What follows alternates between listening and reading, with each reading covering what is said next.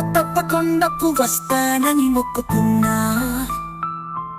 అరుబయట ఎండలో సరుగు తోట నీడలో కన్న పిల్ల కనిపిస్తే కన్ను కన్ను కలిపేస్తే నూతొక్క టెంకాయ కొడతానని. హలో వాళ్ళతోనే మాటలాడే ఇద్దరం ఒక మనసేనంటే నీ పేరు చెప్పమ్మా. నిన్ను నేను ప్రేమిస్తున్నానమ్మా.